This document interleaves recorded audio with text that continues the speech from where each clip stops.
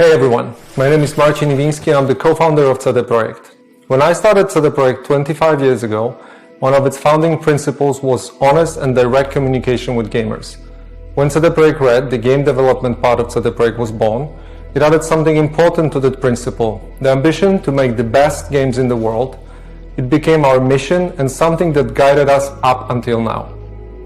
Based on that legacy of genuine and honest communication, you've trusted us and pre-ordered our game. And despite good reviews on PC, the console version of Cyberpunk 2077 did not meet the quality standard we wanted it to meet.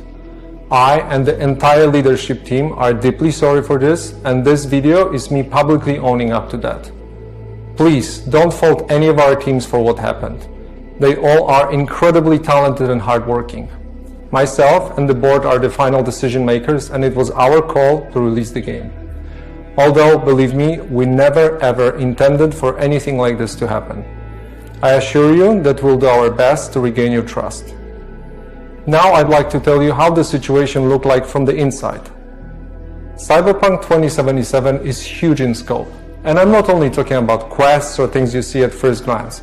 I'm talking about a multitude of custom objects, interacting systems, and mechanics.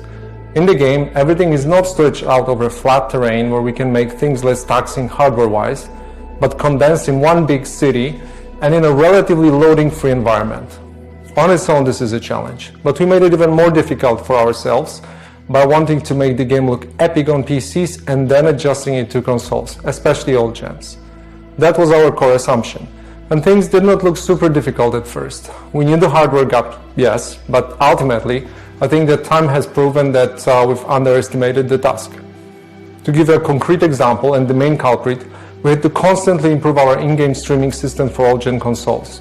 Streaming is responsible for feeding the engine with what you see on screen, as well as the game mechanics.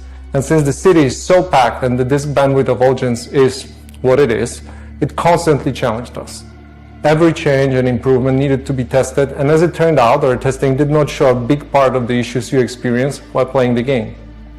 As we got closer to the final release, we saw significant improvements each and every day, and we really believed we would deliver in the final Day Zero update. Now let's talk about the review process. We started sending our PC review keys in the first days of December. On launch day, December 10th, we hit the ground running with a really good start on PC. While not perfect, it's a version of Cyberpunk we are very proud of. At the same time, we're fighting for quality on all-gen consoles till the very last moment. And every extra day of us working on the Day Zero update brought visible improvement. This is why we started sending console review keys on the 8th of December, which was later than we originally planned. This all happened while working from home with all the challenges resulting from the COVID-related restrictions. A lot of the dynamics we normally take for granted got lost over video calls or email, and we took that hit too. Now I'd like to tell you about our plans for the future and present a path for Cyberpunk 2077 on consoles and PC. We have already released 3 hotfixes improving the game, but that's just the beginning. Our ultimate goal is to fix the bugs and crashes gamers are experiencing across platforms. Please expect bigger and smaller patches on a regular basis. The first update will be dropping within 10 days, and it will be followed by another, more significant one in the following weeks. We will, of course, continue to work on the game in future updates and improvements beyond that. Our big plans for supporting Cyberpunk in the long term did not change. As for the free DLCs, our initial plan was to deliver them just after the release, much like we did with The Witcher 3.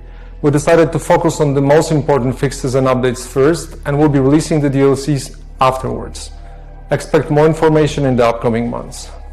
For those of you playing on next-gen consoles in back compatibility, you can still expect the free next-gen update for Xbox Series consoles and PlayStation 5 arriving in 2021. We are aiming at the second half of the year. I'd like to end this video by assuring you that we treat this entire situation very seriously and are working hard to make it right. The guiding principles of our company are still core to what we do. We still want to make amazing games and have an open communication with you, our players. For now, our immediate focus is to work hard on making sure you enjoy Cyberpunk 2077 regardless of platform. Beyond Cyberpunk, we have many plans for the future, which we'll share more about when we're ready. Thank you for taking the time to watch this video.